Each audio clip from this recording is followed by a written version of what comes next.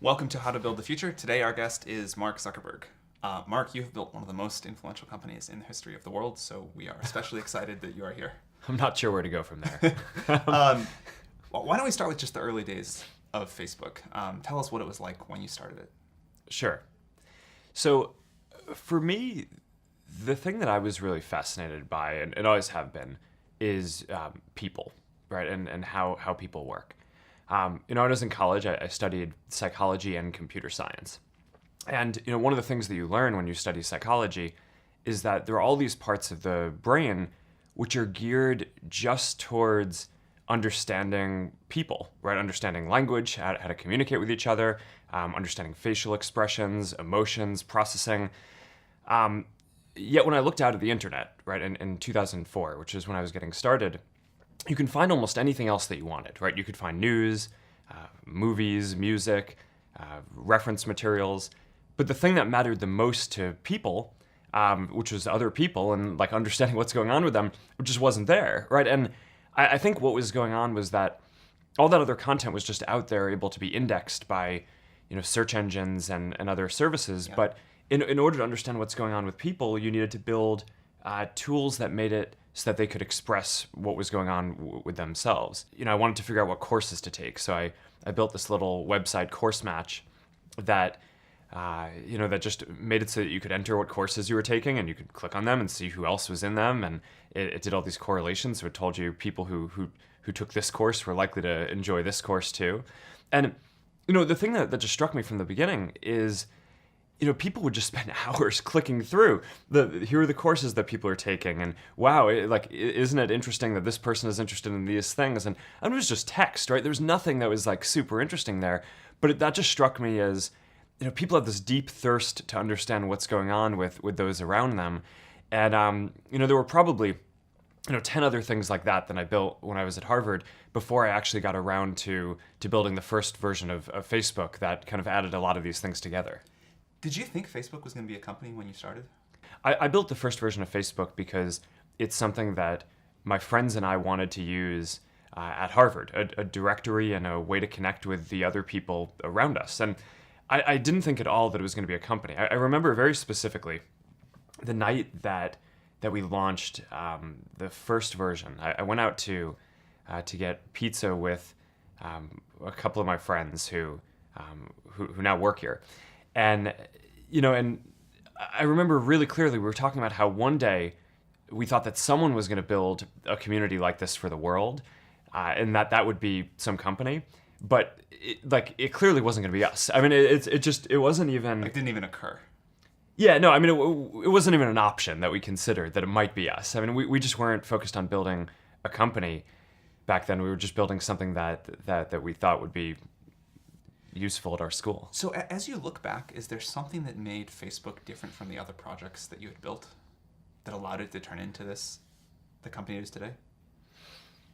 Well, for one, I think we kept going, right? So I mean, the others, I mean, Course Match and just the other different crowdsourced tools, they kind of served their purpose, and then we were done. Whereas with Facebook, there was just such, people loved it, right? And had such an intensity of using it. I think within a couple of weeks, 2/3 of students at Harvard were using it. And all these other students at MIT and other local universities were writing in, asking us if we could open up Facebook at their school. So we kind of just followed that, right? And, again, I didn't set out, and, my roommates didn't set out to build a service that we were going to turn into a company, but we just kind of followed what people wanted, and that led us to expand it to all these other schools and eventually beyond schools. And to, at some point, once we'd hired a bunch of people, we decided to turn it into a company and go for this mission of connecting the world.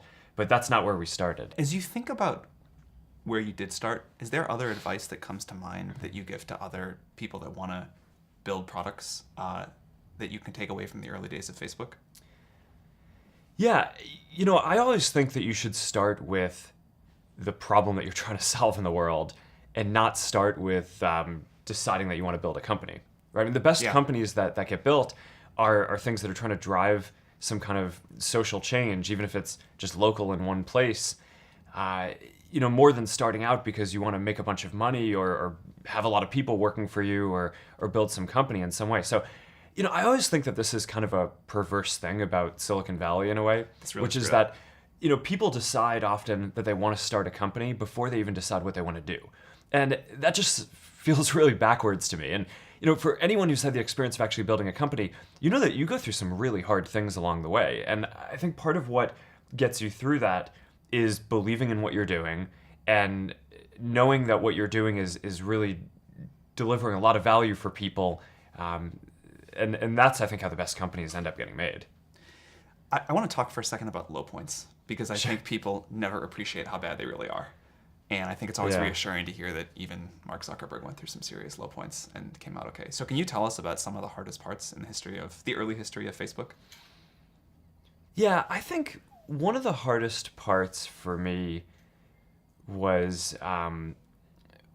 actually when Yahoo offered to buy the company for a lot of money. Because up until that point, that was this turning point in the company where before that every day we'd just come in and kind of do what we thought was the right next thing to do, right? We'd open to more schools. We opened to high school Yeah. and opened beyond schools and, launched more photos because that's what seemed like the next thing that we needed to do to help people express themselves and understand more what was going on around them.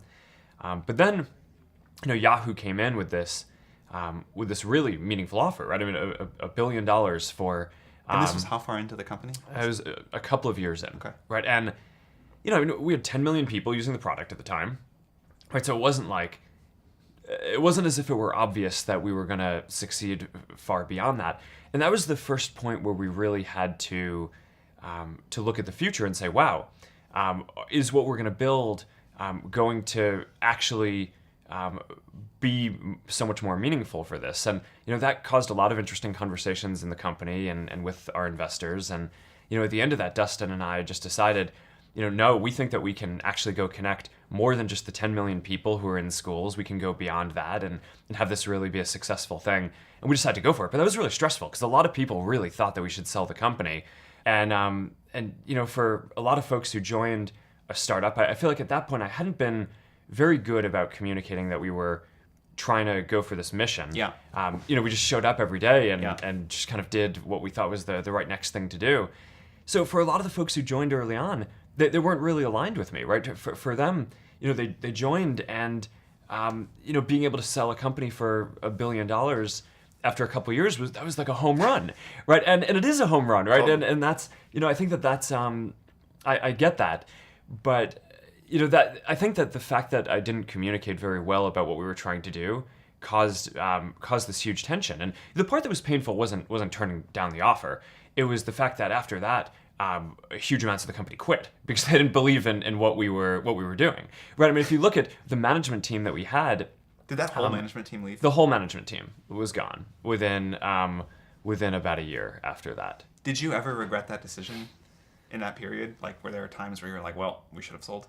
I got really lucky because, not only did what I believed in end up working out, but it ended up working out pretty quickly, right? So it literally, Yeah. I think this was in the summer of 2006, and by, I think the next month after that, we launched Newsfeed, right? Which now 10 years later, looking back at it, is, one of the most used products in the world. And then we launched the ability for anyone to sign up, which immediately started growing the community. So within a few months after turning down the offer, I think it was actually pretty clear that it was the right decision. But I think since then there have been much harder decisions Yeah. that we've had to make. Where sometimes you have to bet on something and either bet the direction of the company or bet billions of dollars on something, and it's not going to be clear whether you're right for 5 or 10 years. And that I think actually can end up being much harder than this That's one. what I want to talk about next. But before we go there, have you ever thought about selling the company again since?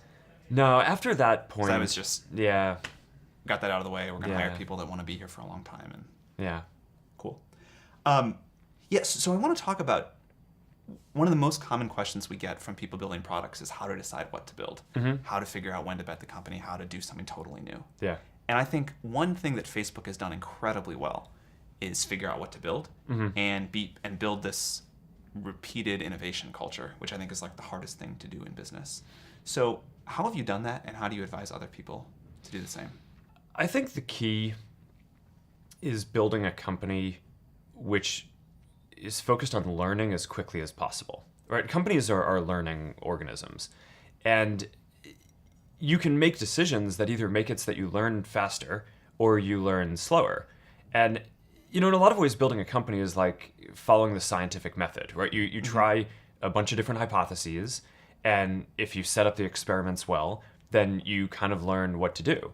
And I think that's an important philosophy. So there are all these different decisions that we make inside the company, everything down to really empowering individual engineers. We invest in this huge testing framework, right? At any given point in time, there's not just one version of Facebook running in the world, right? There's probably tens of thousands of versions running, because engineers here have the power to try out an idea and ship it to maybe 10,000 people or 100,000 people, and then they get a readout on how that version of what they did, whether it was a change to show better content in newsfeed or UI change or some new feature, they get a readout on how that version performed compared to the baseline version of Facebook that we have on everything that we care about, how connected people are, how much people are sharing and how much they say that they're finding meaningful content, business metrics like how much revenue we make and engagement of the overall community.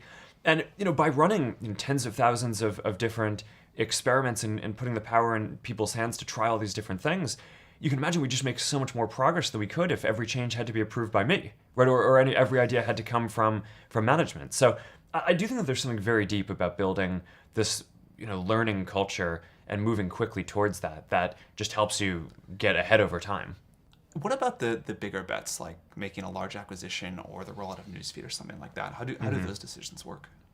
So I actually think when you do stuff well, you shouldn't have to do big crazy things, right? So you want to actually evolve in a way where you're working with your community and making steps and learning. So take newsfeed, for example. That was a relatively big shift, but it actually had been a couple of years in the making by watching how people were using the service, right? So when we started off, we didn't have anything like newsfeed that showed you updates from what people were sharing. We just had profiles. And what we found were, originally one of the big behaviors was people would just click around, right? They'd click on different profiles, hundreds of them, and they'd go through all their friends to see what people had changed, right? To see what the update was in their friend's day.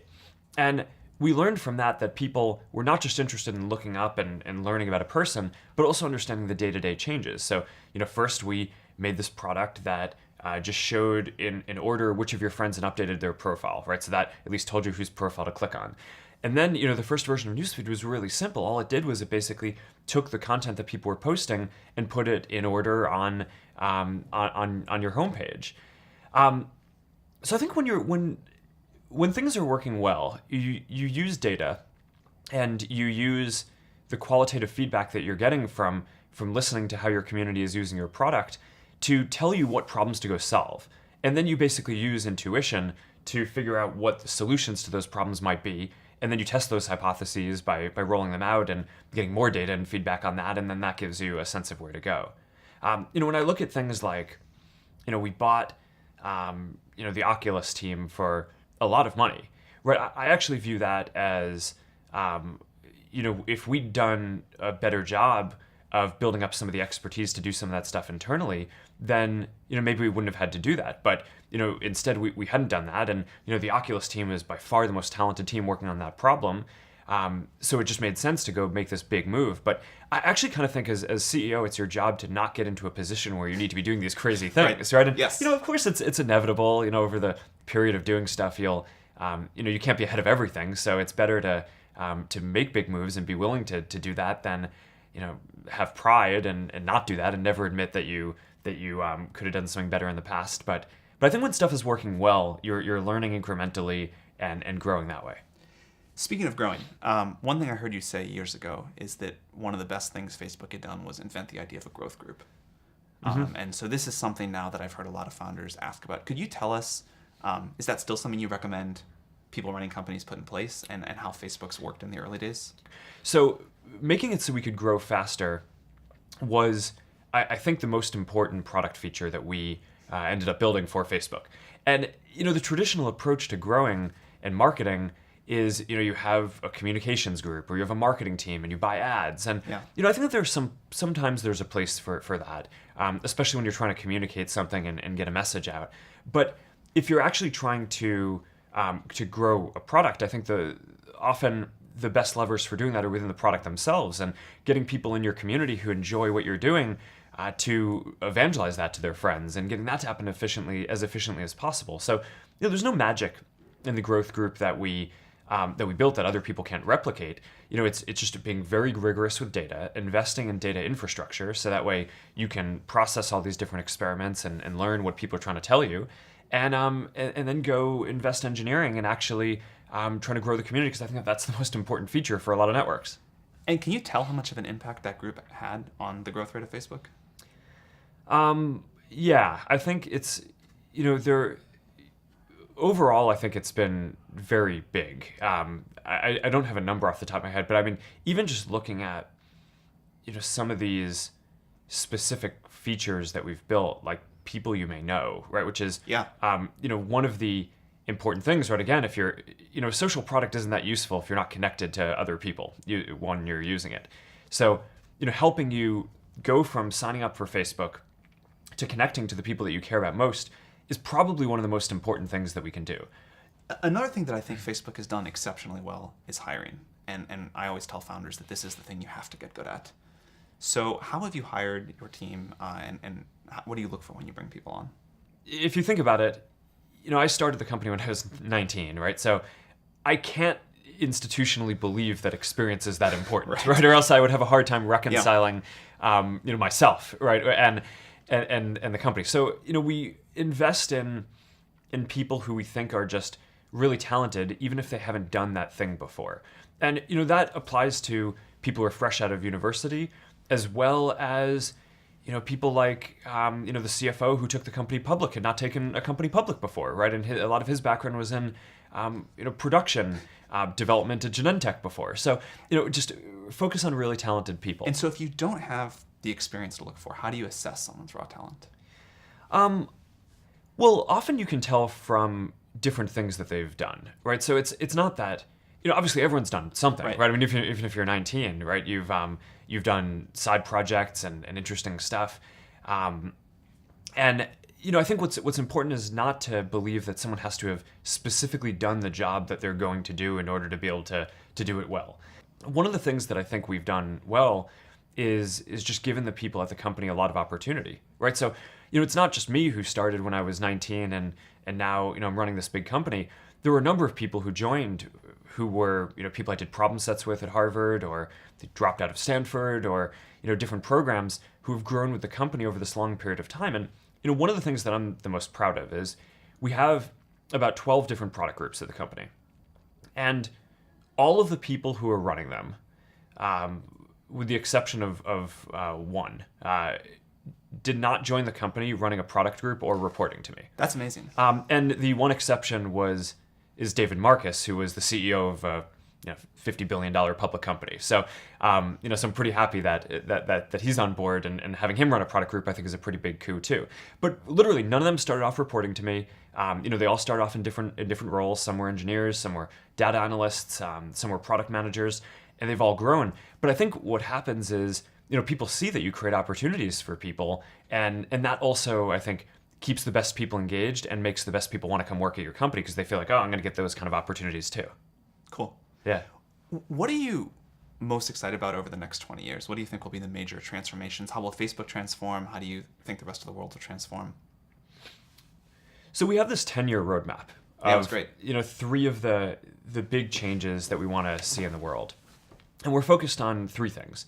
Connectivity, right? So getting everyone in the world on the internet. Right now, more than half the world is not on the internet, which is, I think a lot of people in Silicon Valley probably take this for granted, right? The internet, because it just is not uniformly available. And if we want to solve a lot of the big challenges of the world today, they're not problems that any one group of people or even one country can solve, right? They really involve coming together and giving everyone an opportunity to participate in solving them. So I think connecting everyone is really a key thing, which is going to be great for people around the world. The next one is AI. I think that's just going to unlock so much potential in so many different domains. And we use it at Facebook for a lot of different things, for showing people content that they're going to find more meaningful, for making sure that you connect with the people you actually care about on the service. But in a lot of ways, the work that we're doing on AI to push the fundamental, state of the art forward is exactly the same stuff that's going into systems that diagnose diseases better, right? Or find better drugs to treat people, or that other companies are using when they build self-driving cars. And these are things that are going to save lives, right? I mean, if you can, I heard this story recently that at this conference where someone has built a machine learning application where you can take a picture of a lesion on someone's skin, and it can detect instantly whether it's skin cancer with the accuracy of the best dermatologists and doctors in the world. So, who doesn't want that, right? I mean, now, you're going to be able to put the power in your doctor's hand to become the best doctor in the world at that thing. Everyone will be the best doctor in the world. And that's a really fundamental thing, right? That, I get a little bit frustrated, I think, when people, fearmonger about AI and how it could end up hurting people, because I think in many real ways around diseases, around driving more safely, I mean, this is going to save people's lives and push people forward. So that's a really big deal, I think, for the next 10 years. And then, the next thing that I always think is going to make a big difference is, every 10 or 15 years, there's a new major computing platform that comes around that allows people to do completely different things than they could do before, right? So, 20 years ago, most of us were using desktop computers. They were kind of clunky. We used them in work because it made our work more productive, but most people didn't use them for fun. Now we have phones, which help us connect with each other, and they're much more human devices. But there's going to be another platform after that, and I think that's going to be virtual reality and augmented reality. And that, I think, is just going to help people, be more creative, experience what other people are feeling much more immersively than we even can through video and things like that today. So I'm really excited about that trend as well. So you were 19 when you started Facebook. One question we hear a lot at Y Combinator is, I'm 19 today. I really want to, do whatever I can to make the world better. What should I do? So how do you advise people who are 19 today and want to impact the world like you have? I always think that the most important thing that entrepreneurs should do is pick something they care about, work on it, but don't actually commit to turning it into a company until it's working.